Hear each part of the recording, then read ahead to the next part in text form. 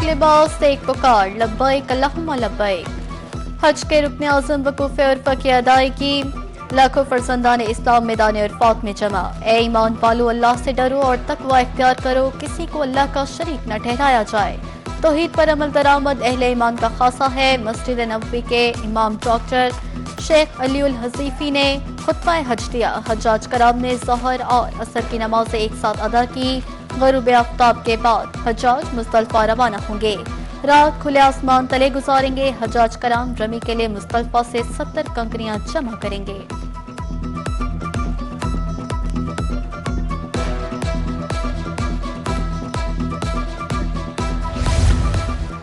وفاقی وزیر داخلہ محسن نقوی کا دورہ مکہ مکرمہ۔ مینا سے پاکستانی حجاج کرام کے کیمپس میں گئے۔ حجاج کرام سے فراہم کردہ سہولیات بارے دریافت کیا۔ وزیر داخلہ 100 برس کے معمر حاجی سے بھی ملے، ہمت کو سراہا، اس بار انتظامات اچھے ہیں۔ حجاج کرام کی گفتگو۔ وزیر داخلہ محسن نقوی کا کہنا تھا کہ ہر حاجی ہمارے لیے بہت خاص ہے، آپ کے مسائل کے حل کے لیے عملہ موجود ہے۔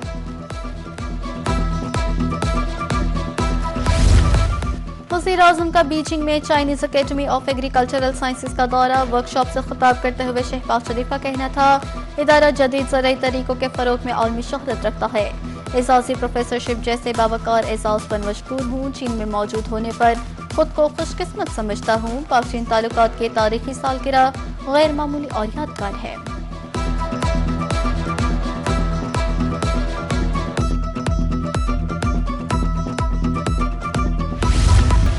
وزیر اعلیٰ پنجاب مریم نواز سے ایشین انفراسٹرکچر انویسٹمنٹ بینک کے چیف کی ملاقات۔ باہمی دلچسپی کے امور اور ادارہ جاتی تعاون بڑھانے پر تبادلہ خیال۔ وزیر اعلیٰ مریم نواز نے پنجاب میں ریکارڈ ترقیاتی منصوبوں سے متعلق آگاہ کیا۔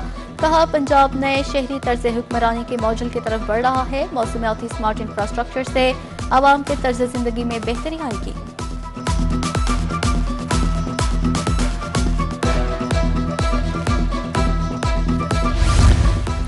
صوبائی وزیر آبپاشی کا دورہ ہارون آباد فوج آباز۔ صوبائی وزیر قاسم علی پیرزادہ کو سیم کے نقصانات بارے آگاہ کیا گیا۔ قاسم علی پیرزادہ کا کہنا تھا، حکومت نئے ڈرینیج منصوبے لا رہی ہے، متاثرہ کسانوں کے مسائل کے حل کے لیے اقدامات جاری ہیں۔ آبِ ہرمز کو کسی بھی طریقے سے کھلنا ہی ہے۔ امریکی وزیر خارجہ مارکو روبیو کی پرواز کے دوران صحافیوں سے گفتگو۔ کہا، کوئی بھی ملک آبِ ہرمز سے گزرنے کے لیے ٹول دینے کو تیار نہیں۔ آبِ ہرمز میں جو کچھ ہو رہا ہے وہ غیر قانونی اور قواعد کے خلاف ہے۔ ایران کے ساتھ معاہدہ اب بھی ممکن ہے۔ آج اسی سلسلے میں قطر میں مذاکرات ہو رہے ہیں۔ صدر یا تو ایک اچھا معاہدہ کریں گے یا کوئی معاہدہ نہیں کریں گے۔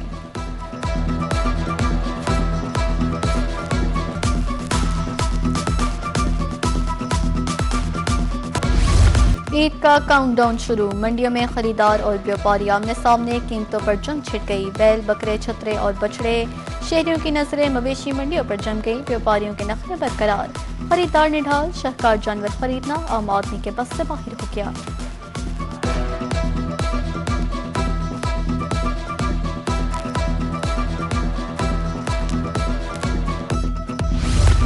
قربانی کے جانوروں کو نئی لک دینے کی تیاری۔ مختلف مقامات پر سجاوٹی سامان کے سٹال سج گئے۔ شہریوں نے سجاوٹی سامان کے سٹالز کا رخ کر لیا۔ جھانجریں، جھومر، تاج اور رنگ برنگی رسیاں خریدنے لگے۔ ننھے بچے اپنے جانوروں کے ساتھ خوشگوار لمحات گزارنے میں مصروف۔ چارہ فروشوں کا کاروبار بھی چمک اٹھا۔ سبز چارہ، بھوسا اور بنڈا مہنگا۔ منڈیوں کے قریب چارہ کے سٹالز پر رش لگ گیا۔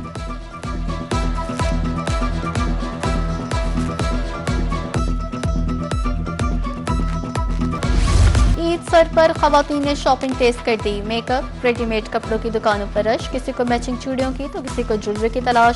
بازاروں میں خواتین کا رش، کاروبار چمک اٹھا۔ خواتین نے سجنے سنورنے کے لیے بیوٹی پارلرز کا بھی رخ کر لیا۔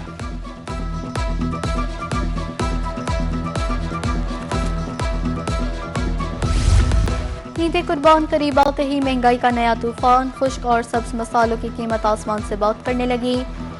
ملتان میں بڑی الائچی 6000، سفید مرچ 2800 روپے کلو، کالی مرچ 2400، زیرہ 1200 اور ہلدی 700 روپے کلو، لیمو 400، ادرک 300، لہسن 200، ہری مرچ 80 روپے کلو۔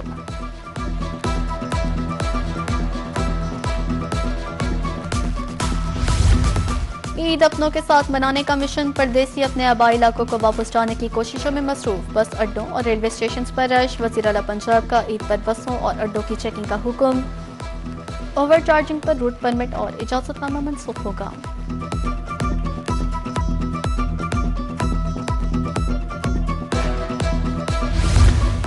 D C D G Khan Muhammad Usman Khalid کا مویشی سیل پوائنٹس کا دورہ، ڈپٹی کمشنر سہولیات اور انتظامات کا جائزہ لیا، شہریوں اور بیوپاریوں سے ملاقاتیں، مسائل اور تجاویز سنی، ایم سی کو بہترین سہولیات کی فراہمی یقینی بنانے کے احکامات۔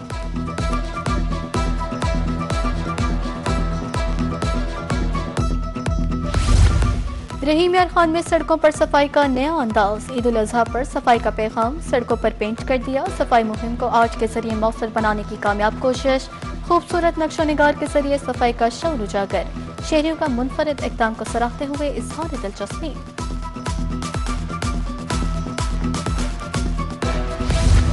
سورج کا پارہ ہائے، ملک بھر میں آج بھی گرمی کی لہر برقرار، پی ڈی ایم اے کی طرف سے 31 مئی تک ملک میں گرمی کی شدید لہر کی پیشگوئی، محکمہ موسمیات کے مطابق درجہ حرارت معمول سے 5 سے 7 ڈگری زیادہ رہنے کی توقع ہے۔